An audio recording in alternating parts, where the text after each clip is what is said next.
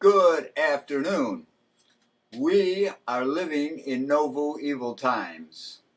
This thing we call capitalism, what I call CFOAESWECC, a carnival freak show of an economic system we euphemistically call capitalism. Well, I think I just described it there. This will be redundant, but we do not practice capitalism.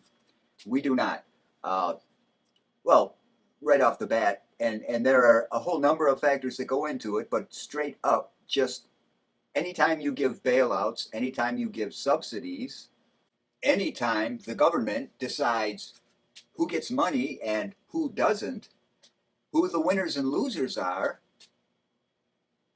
that's not a strict definition of socialism. As a matter of fact, that's not the way socialism is supposed to be practiced as a benefit to the whole society, but it is a form of socialism. It is not free market capitalism. The moment somebody says we are too big to fail and the government agrees with that and bails them out, they are not giving them the opportunity to fail and others the opportunity to come in and take their place. Competition is dead.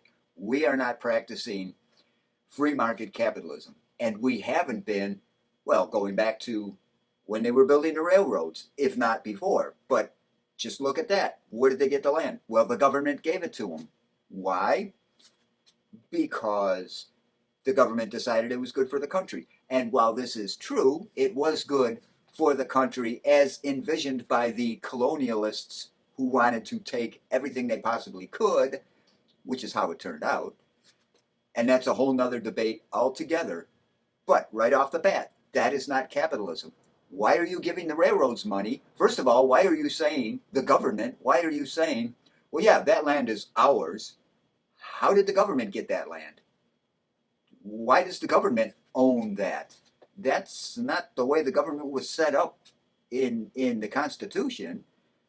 But we'll forgo that also because that's a whole nother discussion in and of itself. But all of a sudden, somehow the government just owns this land and can decide who gets it and who doesn't. Where did that all come from?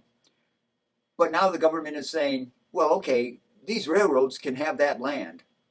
What about everybody else? Why can't they just go out and claim whatever they want as theirs? Look, these 40 acres right here, nobody else is here, it's mine. No, you can't do that. Now, don't get me wrong, a lot of people did. I mean, especially like in the mountain regions and well, many other places. And of course, like somewhere like Oklahoma that the government wanted to settle, sure, the first person to get onto a parcel, you can have that. So, there was the government giving away stuff willy-nilly at times to anybody who just happened to come along. Be in the right place at the right moment, you got land. The thing is, the government was in charge of deciding winners and losers, property-wise, possession-wise, going way back. And this is all socialism. This is socialism that we have been practicing since the beginning of this country.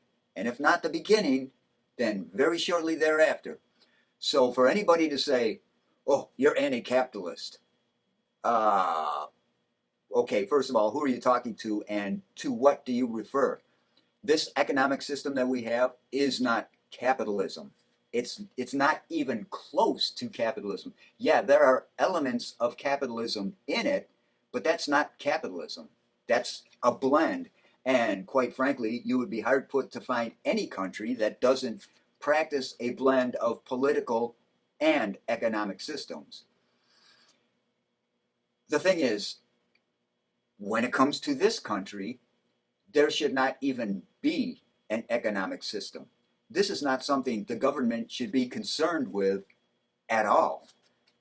If you look at the words in the Constitution, capitalism never comes up, economy never comes up, and not only were these things either little used or not even known back then as concepts, as systems, it was not in the government's best interests according to the Founding Fathers, for it to be involved at all in the economy.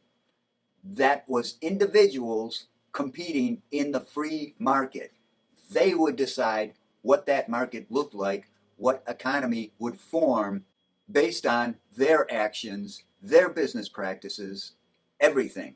The government had nothing to do with it, not a whit, except in terms of trading with foreign powers and regulating tariffs, that kind of thing. That was going to be it. At least at the beginning, that was the idea. We didn't even have a national bank, and that was debated, whether we should or shouldn't. And quite frankly, let's just get this point out there right off the bat. Concerning anything that we discuss about this country, and especially concerning what the Founding Fathers thought, they all had different opinions. They debated everything. So when anybody says, well, what they wanted, what we are, what they envisioned us becoming or being or whatever, it depends who you're talking about. And yeah, certainly concerning anything, there was going to be a majority viewpoint, but they all disagreed on everything that came across their table. So to think that we are this, that, or the other because that fits your worldview, that ain't so. But this CFOAESWECC that we practice and that is so rigorously defended, particularly by the right, that turns out to be quite ironic. And the reason for that is not only does the right vigorously defend this CFOAESWECC, but they are constantly up in arms about being replaced and the effeminization of the American male, the fact that if it is indeed a fact, we are the gayest generation or time, this time right now, that we've ever been. The fact that there is less testosterone. And in terms of being replaced and reproductive rates going down, that can directly be attributed, at least in part, to EDCs, endocrine disrupting chemicals. What are those, you ask? Those are the things that CFOAESWECC makes that surround us with all this stuff that we have nowadays. Simply put, CFOAESWECC, or as they like to call it, capitalism, is killing us. And it's killing us by doing the very things that tick them off no end. Falling reproductive rates, falling testosterone levels. And aside from that, even though they don't, as far as I know, bring this up particularly, it's something to be concerned about. Penis sizes are shrinking. And when you consider that testosterone levels are going down, that could be the cause for some to want to become transsexual, or at least being gay. We don't know. That's a complicated biological thing. That's hard to discern. It would take a lot of study. In my opinion, I don't care. Personally, I think it's a waste of time. Let anybody who wants to do whatever they want to do that. And as long as they're not hurting anybody else, as long as it's consenting adults, I don't care. I don't want to see money or scientific bandwidth or anything be spent on looking into it. It is what it is, so what? There it is. Big deal. Move on. But the thing is, the right always have their panties in a bunch because these things just bother them no end. Yet, the very thing that they so staunchly defend, this CFOAESWECC that we practice, is responsible for all the EDCs in our environment, the very stuff that's bringing reproductive rates down, the very thing that's bringing testosterone levels down, sperm counts down. And while they don't like all the effects of EDCs, they will never point to EDCs as the cause, because that means if you acknowledge that, then you acknowledge this CFOAESWECC is whacked, needs to be fixed, and they don't want to do that. No, they'll just blame the left. Oh, they're putting water, they're putting stuff in the water that makes the frogs gay. Whatever. They have a million different crazy theories, each one crazier than the last, that everything that's wrong with this culture, especially in terms of our sexuality and reproduction, well, it's all the fault of the left. It can't be chemicals in the environment. That would mean this CFOAESWECC, what they call capitalism, is deeply flawed and needs to be fixed. They can't have that. And on top of the EDCs in the environment, well, we're seeing people now, they just don't want to work. And it's not because they're lazy. It's not because they're getting money from the government. It's because this CFOAESWECC is a stupid, corrupted system that just destroys people's souls. It's that simple.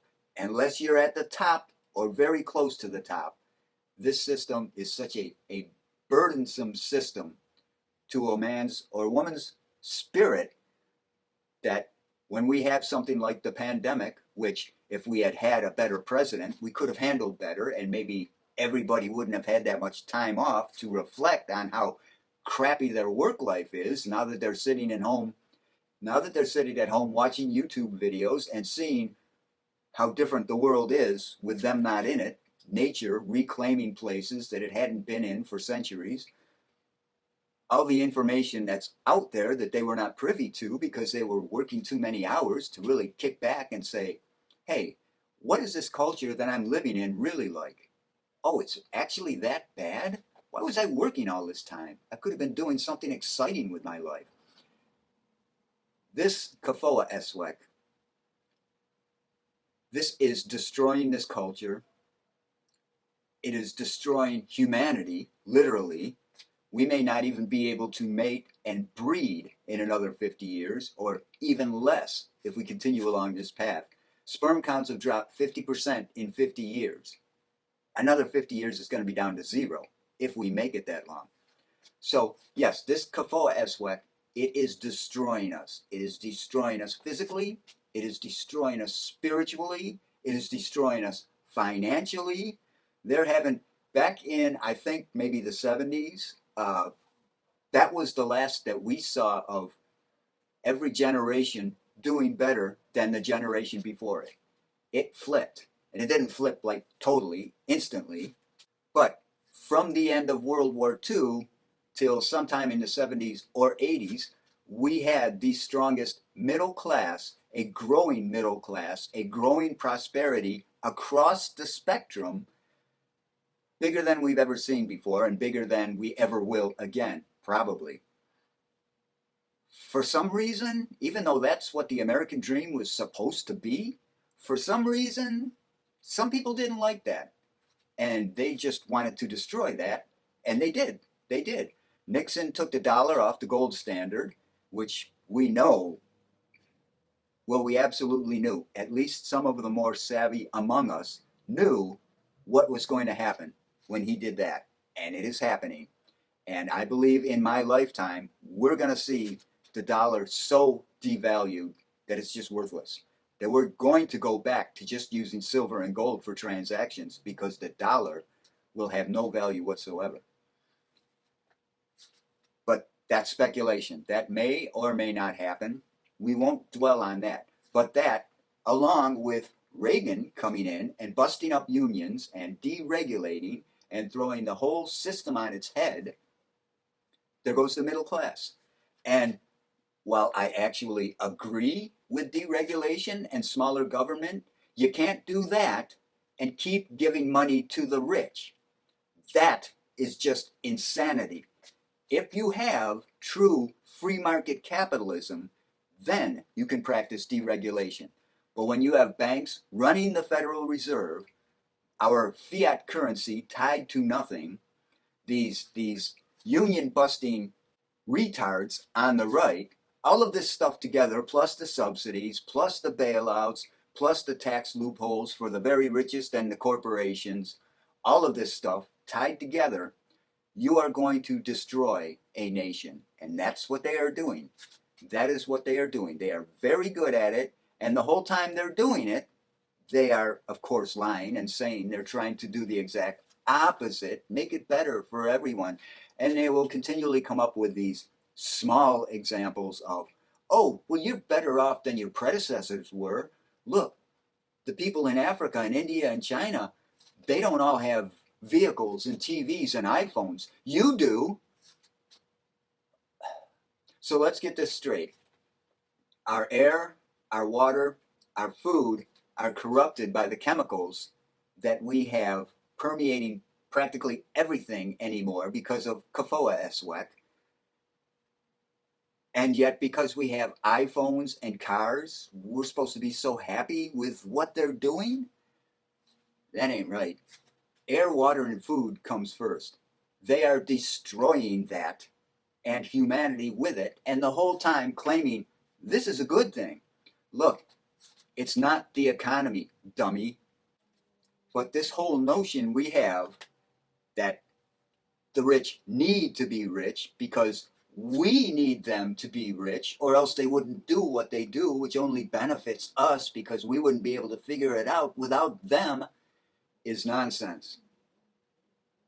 When the founders wrote the Declaration and the Constitution and made those the founding documents of this country, yeah, there were cities, there were big cities with a lot of people, but there were a lot of people on the frontier without law and order and government intervention because they could go out there, work as communities, figure it out for themselves, and we are another species of animal. You put us somewhere where there's air, water, and food, and we will survive. We don't need a government. We can do it as individuals. As social animals, we don't want to do that. I mean, even the mountain men came down to town every now and then, and it wasn't just to trade furs and get more salt and coffee. They wanted to drink and gamble with their buddies. Come on. But the thing is, even the most solitary amongst us never lives completely isolated from other humans. We all interact.